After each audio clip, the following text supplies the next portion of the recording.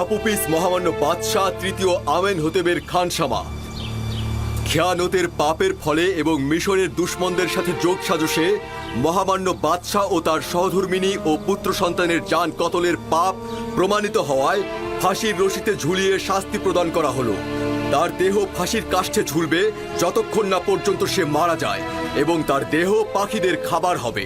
তাকে কখনোই কোনোভাবেই পশ্চিমের কবরস্থানে দাফন করা হবে না, এবং সেখানে চিরন্তন অমরত্বের জিন্দেগি লাভ করতে পারবে না। কখনোই তাকে মমি করা হবে না, এবং সব সময়ের জন্য ধ্বংস হয়ে যাবে সে। কোনো ধরনের বাধাই আমার একাত্মবাদী খোদার নিকট পৌঁছাতে বাধা সৃষ্টি করতে পারবে না। আমি আর তোমাদের ভ্রান্ত আইনের মধ্যে নেই। আমুন খোদা থেকে অতিষ্ঠ হয়ে গেছি আমি। এই আপুপিস, তোর মুখ বন্ধ কর। কাফের বেঈমান, তাকে থামাও, থামাও তাকে। কাফের একাত্মবাদী খোদার কাছে চাইছি, সে আমাকে কুদরত দান করুক। এই কঠিন মৃত্যুকে যেন আমি সহ্য করতে পারি।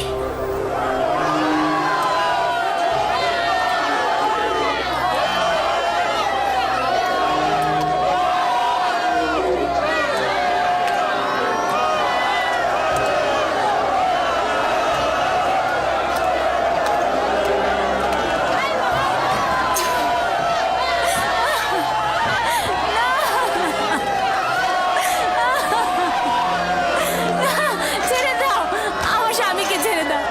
না না, ছেড়ে দাও, আমার স্বামীকে ছেড়ে দাও। তোর আমন খোদার উপরে লানত। তোর উপরে লানত, কাফের বেঈমান। কামহর আর ইবাদত খানার খাদেমদের উপরে লানত। লানত তোদের উপর, আমেনহোতেব পুতিফার। তোর অধিকার আছে, তোর জায়গায় অন্য কারো ফাঁসিতে ঝোলা উচিত ছিল।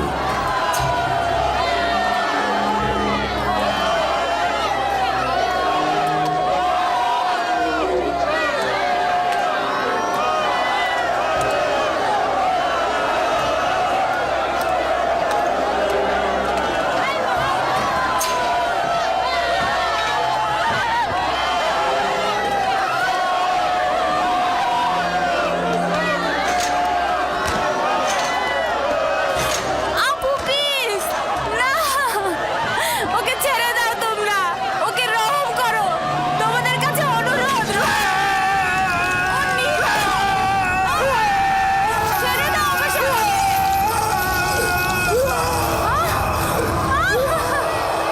লানত তোমাদের উপরে।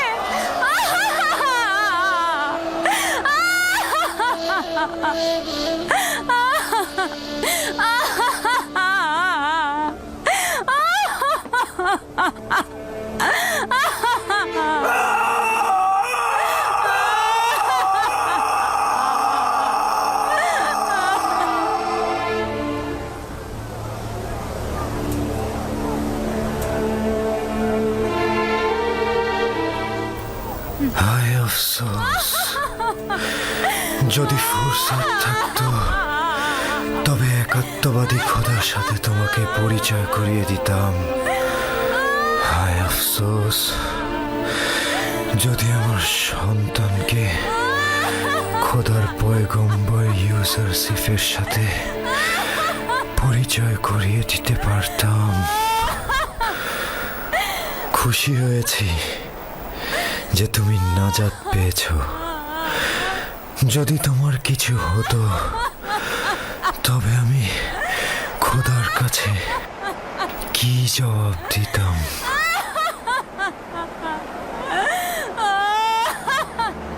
তাকে দেখে মনে হচ্ছে সে হাসছে। ঠিকই তো, আমিও তো তাই দেখছি। বিষয়টা কি? ও কেন হাসছে? আমার মনে হয় সে বিশ্বাস করছে মৃত্যুর পরে সে সর্বোত্তম জায়গা পাবে।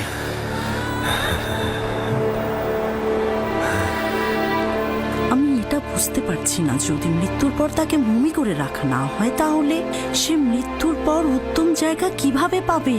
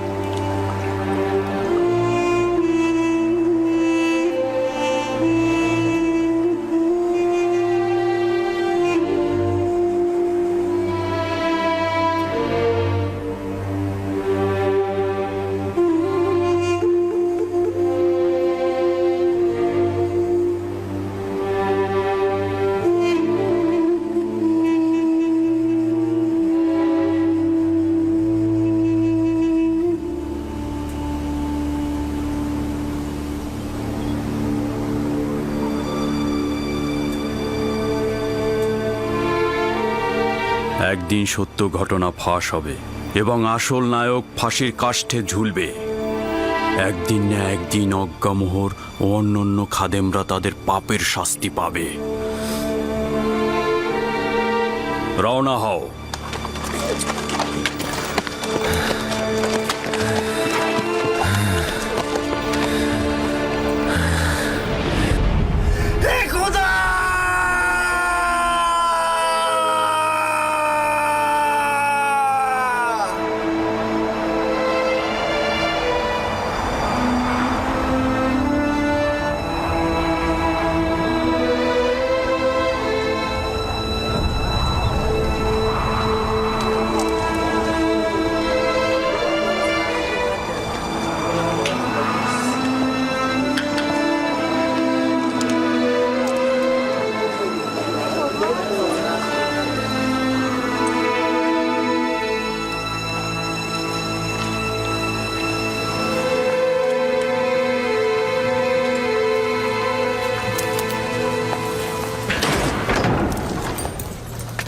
ইউজারশিপ কোথায়?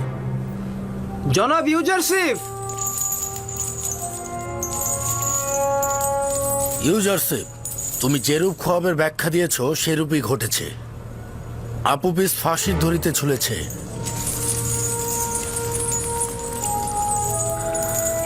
জানতাম। সকাল থেকে এখন পর্যন্ত তো আমি তার জন্যই দোয়া করছি।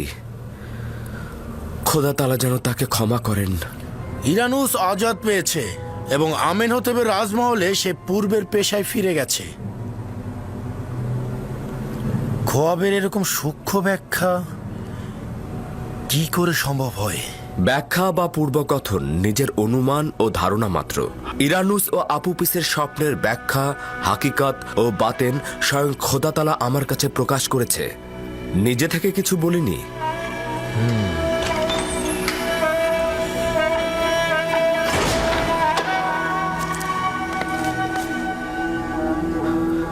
খোদাবন্দ আমাদের সকলকে ও আপুপিসকে ক্ষমা করুক। আগেই কিভাবে অনুমান করলি ইউজারশিপ? জাদু বা শয়তানের সাহায্য নিয়ে, তাই না? যেসব আয়াত সকলের জন্য হেদায়েত স্বরূপ, জালিমদের জন্য সেটা ক্ষতিকারক বই আর কোনো ফল বই নিয়ে আসে না। জালিম তুই নিজে, জাদুকর ও মন্ত্রজ্ঞানী।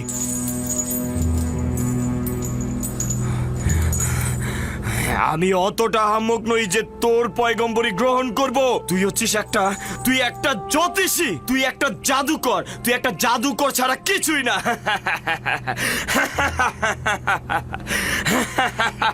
তো নতুন জাদুকর, কি খবর আপনার?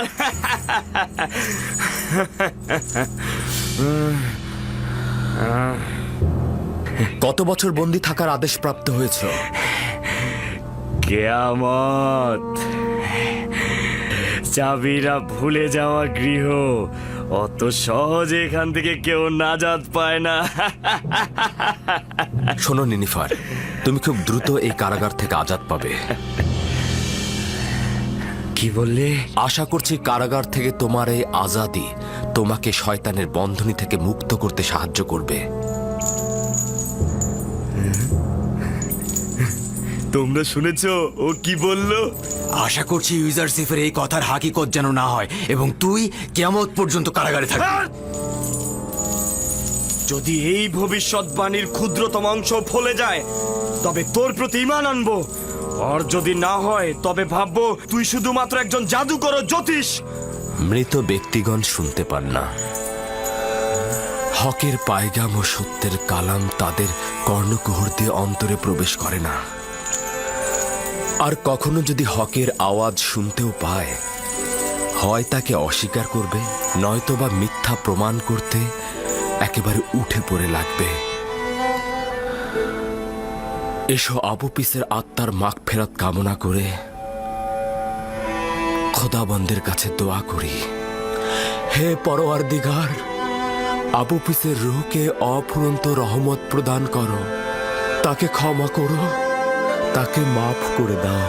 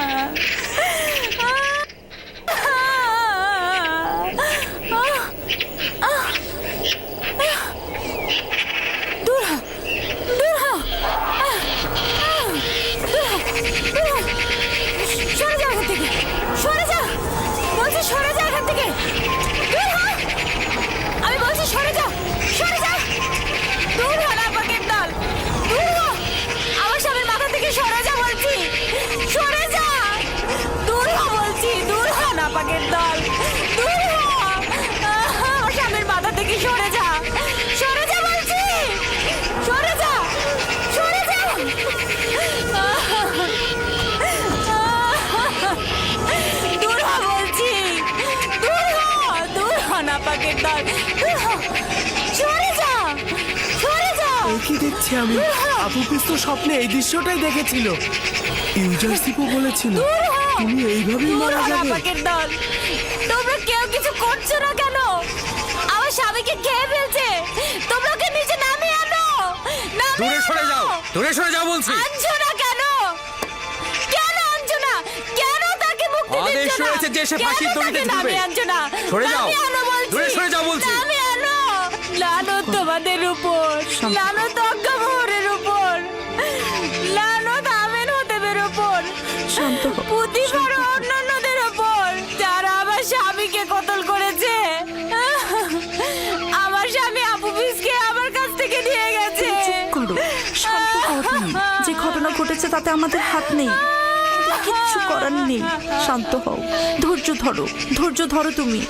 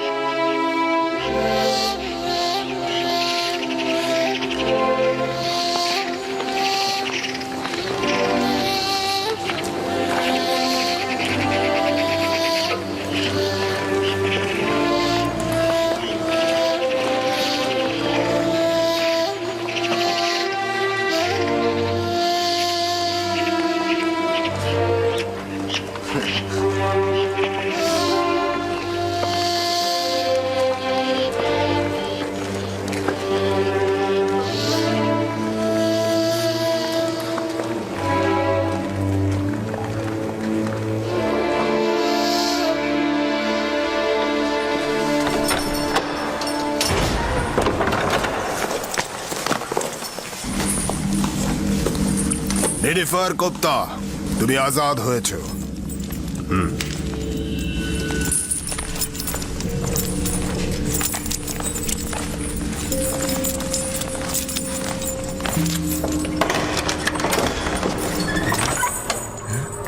আমি আজাদ, আমি আমি আজাদ হয়ে গেছি। হ্যাঁ, আমি আজাদ, আমি আজাদ হয়ে গেছি। হ্যাঁ, আমি আজাদ হয়ে গেছি। ইউজারশিপ, তুমি মিশরের সবচেয়ে বড় জাদুকর, তুমি সবচাইতে বড় জ্যোতিষী, তুমি জাদুকর। তুমি 12 বছর আগে চুরি, নানা রকম কুকীর্তির কারণে কারাগারে বন্দী হয়েছিলে। কিয়ামত পর্যন্ত তোমার জেলে বন্দী থাকা উচিত ছিল,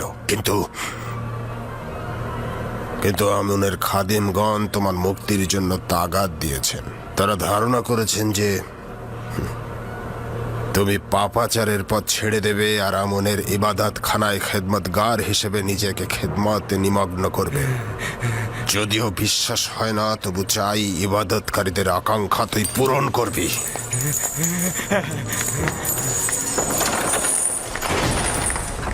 আবারও ইউজারশিপের কথা সত্যি হলো।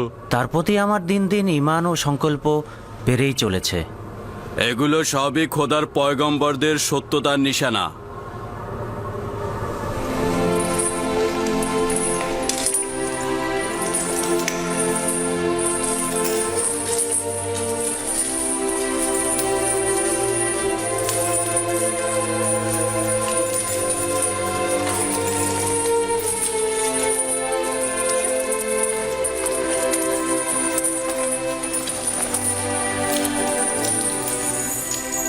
হে খোদার নবী, আমাদেরকে ওয়াজ নাসিহত করবেন না? কখনো কখনো আম্বিয়া একরাম কিছু মানুষও হেদায়েত প্রদানে সক্ষম হন না। যদি কোনো জীবিত মানুষ সত্যকে উপলব্ধি করতে না পারে, তাহলে সে মৃত। তখন সে সত্যকে উপহাস করবে, তখন সেই প্রমাণিত সত্যকেই সে মিথ্যায় রূপান্তরিত করবে।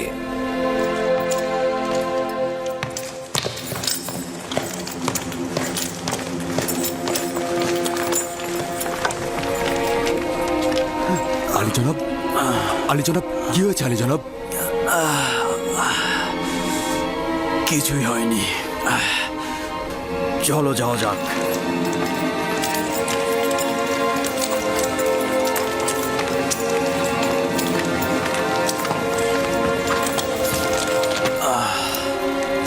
চলো রওনা হও।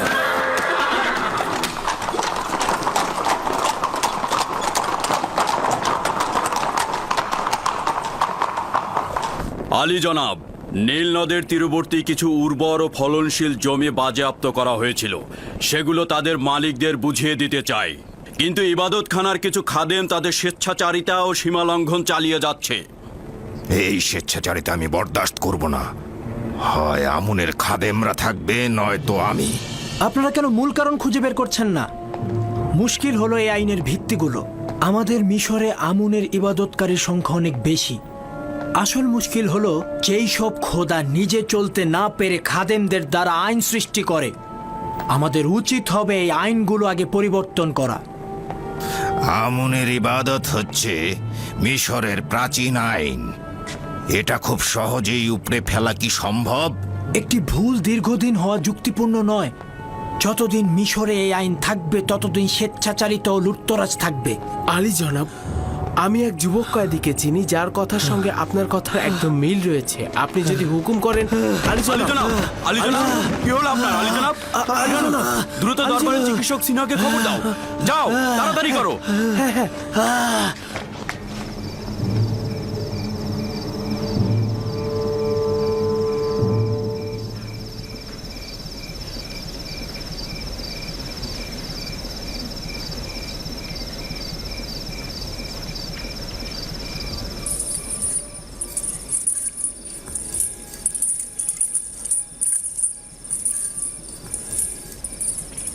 ইরানুসের উচিত ছিল এই সময়ের মধ্যে আপনার পয়গাম মিশরের বাদশা আমেনহোতেবকে দেওয়া, কিন্তু খবর তো এলো না। সে হয়তো ভুলেই গেছে। এই গুরুত্বপূর্ণ বিষয়টা ইরানুস এত তাড়াতাড়ি ভুলে যাবে? আমরা সব কাজ আঞ্জামের ক্ষমতা প্রাপ্ত নই। সম্ভাবনা আছে তিনি হয়তো বলার অনুমতি দেননি। বুঝতে পারছি না কে সেই, যিনি চান না ইউসুফ তাকে ব্যতীত অন্য কাউকে আশ্রয় গ্রহণ করুক। সেই, যিনি আত্মমর্যাদাপূর্ণ বান্দা ব্যতীত কারো কাছে আনুগত্য পোষণ করেন না। আর তিনি হয়তো ইরানুসকে ভুলে যাবার মন্ত্র দিয়ে দিয়েছেন।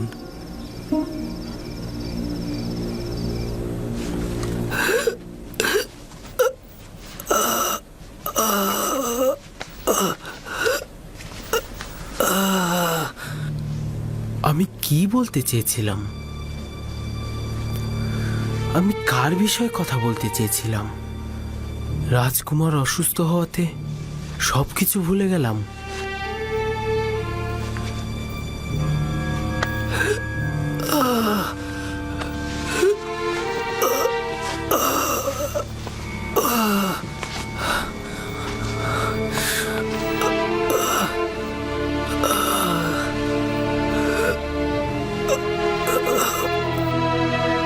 এরকম হাল কেন হলো সিনুহে? তুমি তো মিশরের ও আমার রাজমহলের প্রধান চিকিৎসক। কেন আমেনহোতেবের জওয়ানের চিকিৎসা হচ্ছে না? কখনো কখনো কোনো অভিজ্ঞ চিকিৎসকও কিছু কিছু বিমারির চিকিৎসা করতে অক্ষম, আর এটা যা আপনার সেরকমই একটি বিমার। আমাদের বাদশা পুত্রের রোগটা কি? মৃগী রোগ নাকি বেহুশ? এর কোনোটাই নয়। আমার কাছে এই দুই রোগেরই ঔষধ আছে, কিন্তু আমি তো শাহজাদার রোগ নির্ণয় করতেই অক্ষম। তাহলে এখন কি করবে? তার বিমারির তো একটা উপায় বের করতে হবে। আমি তো জাহাপনা আপ্রাণ চেষ্টা করেই যাব যতক্ষণ পর্যন্ত না আমাদের শাহজাদার রোগ নির্ণয় করতে পারছি। আমার মনে হয় আমুনের খাদেমগণই এ রোগের চিকিৎসা করতে পারবে। আমার চিকিৎসার জন্য কোনো জাদুকরের দরকার নেই। লানত তাদেরকে যারা পেট পূজা ও লুটতরাজ ছাড়া কিছুই বুঝে না, ওই সকল খোদা ও তার খাদেমদের উপর। তোমার উচিত না ইবাদত খানার খাদেমগণকে নিয়ে কোনো কটূক্তি করা। বন্ধ করো বানু। এমন কাউকে আমার দরবারে স্থান দেব না যারা আমুন ও তার খাদেমদের সাহায্য করে। যাও।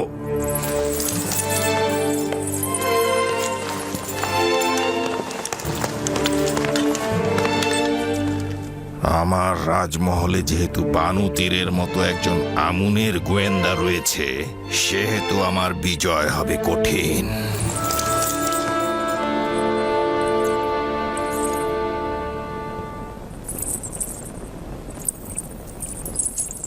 হে মহান আমুন, তোমাকে ছাড়া আমার আর কোনো আশা নেই।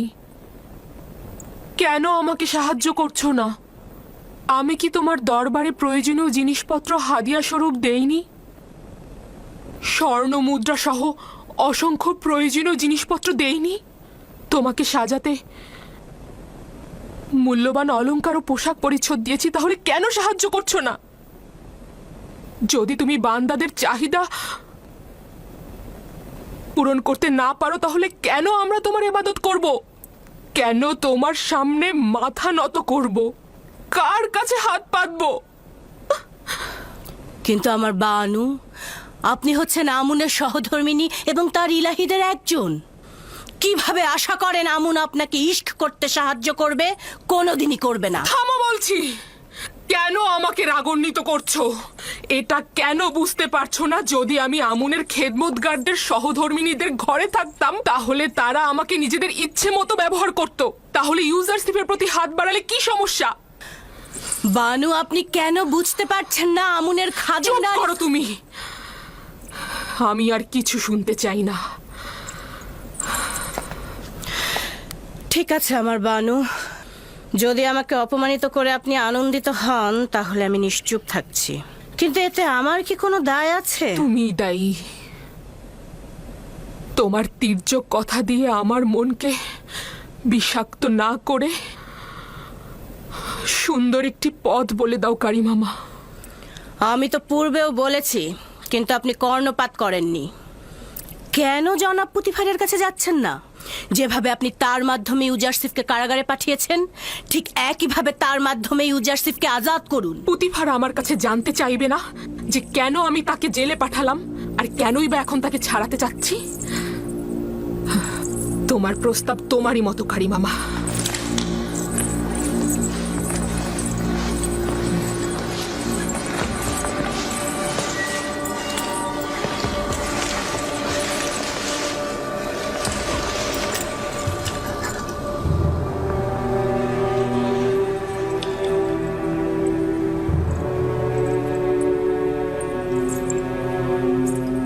কারিমামা। জি আমার বানু। ভুল কি আমার, নাকি এই আয়নার? আমাকে বিবর্ণ মনে হচ্ছে কেন? আপনি চিন্তিত হবেন না আমার বানু, সাজসজ্জা করলে সব ঠিক হয়ে যাবে।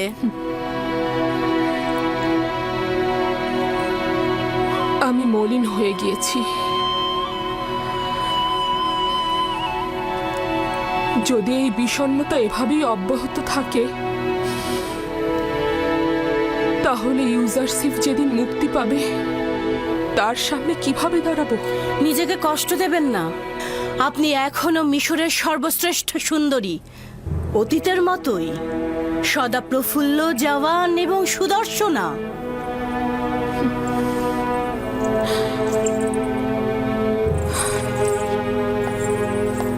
আমি পারবো না এই বিরহ সহ্য করতে। আমাকে কিছু একটা করতেই হবে।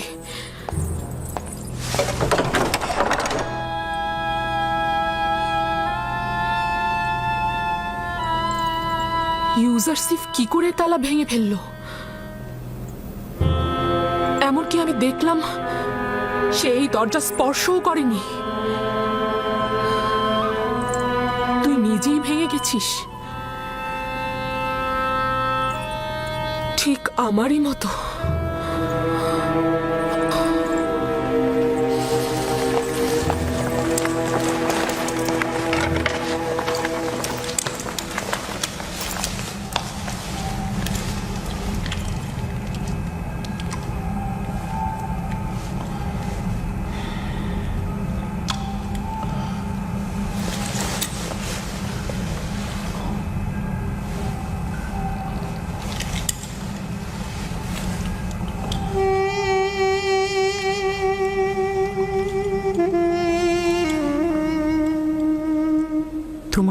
আছে একে অপরকে দুজন কত ভালোবাসতো?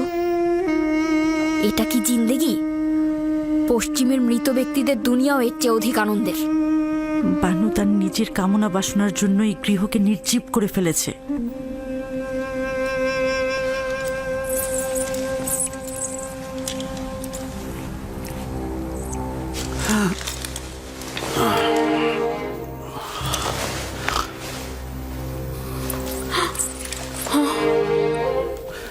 দরবারের চিকিৎসক সিনহকে খবর দাও।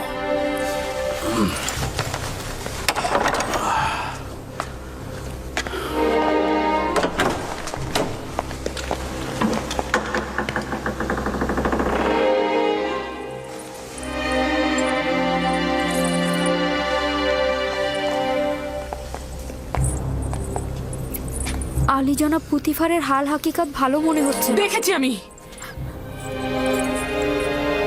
আমার কিছুই করার নেই। তার চিকিৎসক দরকার, আমাকে নয়। আমাকে দেখে তার অবস্থা আরো খারাপ হচ্ছে।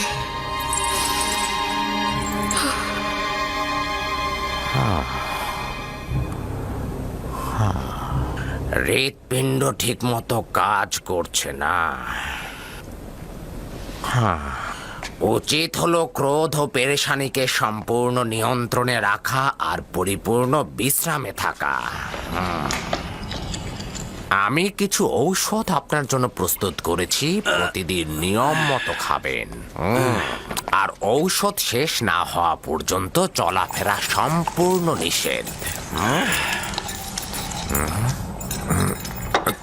কি করছেন আলী জনাব? আপনার অবস্থা খুবই খারাপ, আপনার বিশ্রাম দরকার। মিশরের শ্রেষ্ঠ চিকিৎসক সিনহুর কথায় বিশ্বাস থাকা সত্ত্বেও বিশ্রাম নিতে পারছি না। চলাফেরা আপনার জন্য বিপজ্জনক। মিশরের অর্থমন্ত্রী দিনরাত আমাকে তালাশ করে যাচ্ছে, কিন্তু তোমাকে কথা দিচ্ছি ফিরে এসে তোমার উপদেশ অক্ষরে অক্ষরে পালন করব। শুনুন, আমি কিন্তু বাদশাহ আমিন হতেবকে বলে আপনার সমস্ত কাজ কেড়ে নেব। আমি চিকিৎসার দায়ভার গ্রহণ করব না আলী জনাব।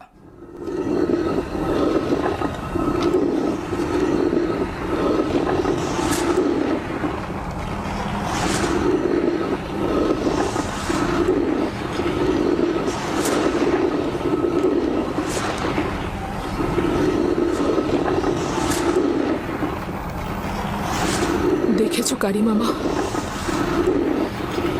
জাতাকলটা গমগুলোকে কিভাবে পিষে দিচ্ছে। সময়ও ঠিক এভাবেই মানুষকে পিষে দেয়।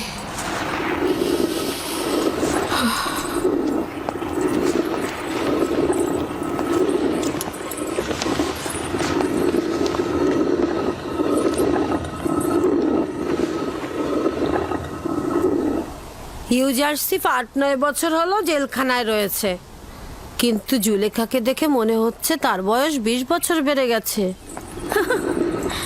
নিজের কাছে নিজেই অপরাধী। ইউজারসিফকে জেলখানায় পাঠিয়ে এখন নিজে নিজেই কেমন কষ্ট পাচ্ছে।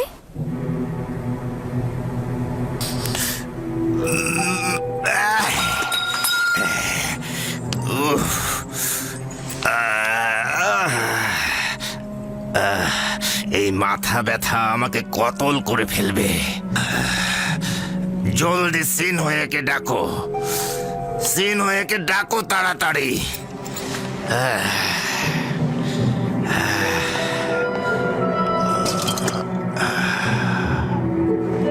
যাও।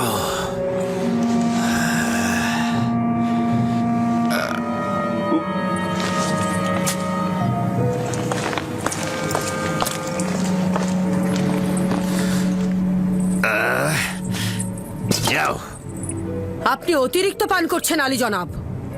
আপনার মাথা ব্যথা বিমারির মূল কারণ এই শরাব। আমার একমাত্র আরামের ঔষধ এটাই।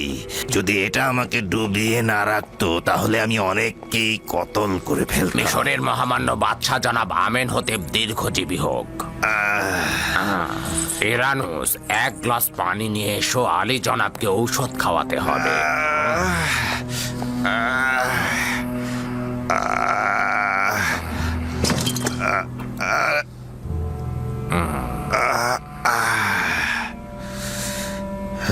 তুমি কি চাও বানতি যে আমার মাথা ব্যথা ভালো হোক? যদি তাই চাও তাহলে কেন মাথা ব্যথার কারণ ফাঁস করছো না? আপনার মাথা ব্যথার মূল কারণ অতিরিক্ত শরাব পান। এটা কিন্তু আমি আগেই বলেছিলাম বানু, কিন্তু মিশরের মহান বাদশাহ আমার কথা বিন্দু মাত্র কর্ণপাতই করেন না। আমার একমাত্র ঔষধ হচ্ছে শরাব, আর শরাবই পারে আমাকে প্রশান্তি দিতে। সাময়িক প্রশান্তি হলেও এটা আপনার মৃত্যুর কারণ হবে। কেন বাহানা করছো? আমার মাথা ব্যথা কমাতে পারে এমন কিছু বলো।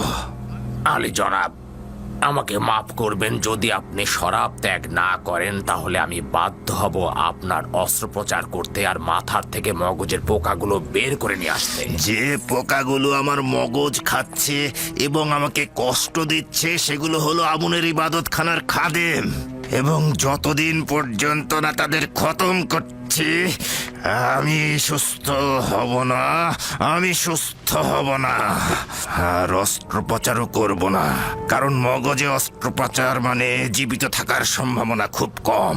তাহলে শরাব ত্যাগ করুন। কি বললে এটা? শরাব ত্যাগ করব?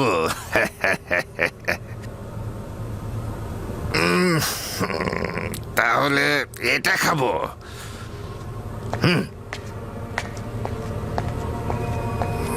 আজকের শরাবটা খুব ভালো বানিয়েছিস আনুস, কম পরিমাণ দিয়েছিস, কিন্তু আমি শুধু আমার চিকিৎসা শাস্ত্রের জ্ঞান দিয়ে বলতে পারি যে বিপদে রয়েছেন, নিজের দিকে লক্ষ্য রাখবেন।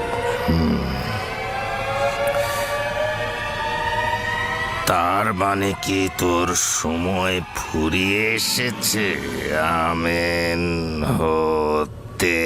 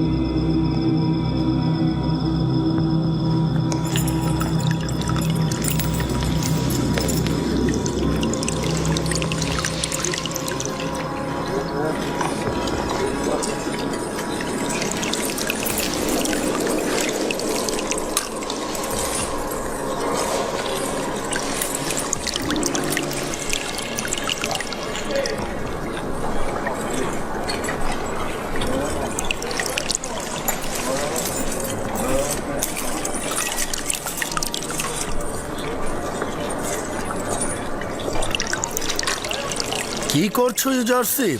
ফুল গাছগুলোর পরিচর্যা করছিলাম। সে যে কাজটি করে একেবারে জীবন দিয়েই করে। ইউজারশিপের কাছে কোনো পার্থক্য নেই, হোক সেটা ফুলচারা রোপণ, হোক সেটা ইনসানদের হেদায়েত।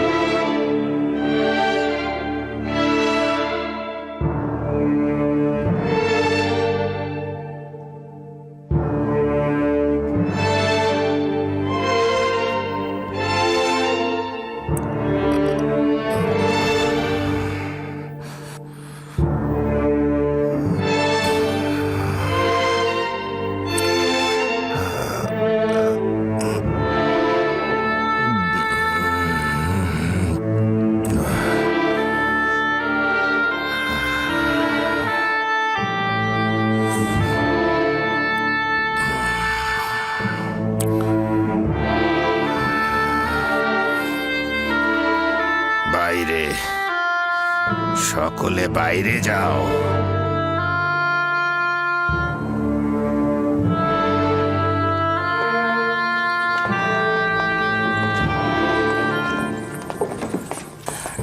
শোনোনি, আমি বলেছি সকলে বাইরে যাও।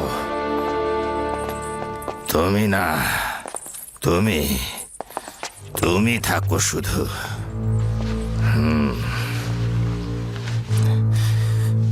যা বলছি ভালো করে শুনবে। তোমার আম্মা জান আমুনের ভক্ত এবং খুবই গোড়া। সে রাষ্ট্রীয় কাজে কোনোভাবেই যেন হস্তক্ষেপ করতে না পারে। আমাকে মমি করার পর আমি যে কবরটা তৈরি করেছি সেখানে আমাকে দাফন করবে, কিন্তু আমুনের কোনো কিছু আমার সঙ্গে দিয়ে দেবে না। কারণটা হলো এই যে আমি আমুন খোদাকে বিশ্বাস করি না। আর একটা কথা, আমুনের খাদেমগণ বিপজ্জনক, আর আমুনের খাদেমগণ আইন নিজেদের ভোগে ব্যবহার করেন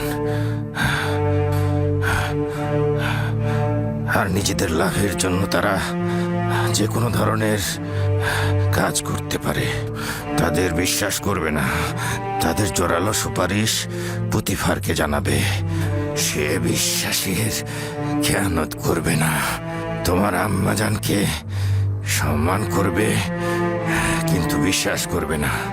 তোমার স্ত্রী নেফ্রদিতিকে ভালোবেসো, তুমি একাধিক সন্তানের অধিকারী হবে। আমি চাই না আমার বংশ নির্বংশ হোক, আর আমার মিশরের ঐতিহ্যকে সমুন্নত রেখো, বিলুপ্ত যেন না হয়ে যায়, বিলুপ্ত না হয়ে যায়। খুব দক্ষতার সাথে রাজকার্য পরিচালনা করবে। আমি তোমার কাছে আশা করছি যে তুমি খুব দক্ষতার সাথে এই পাপাচারীদের অবশ্যই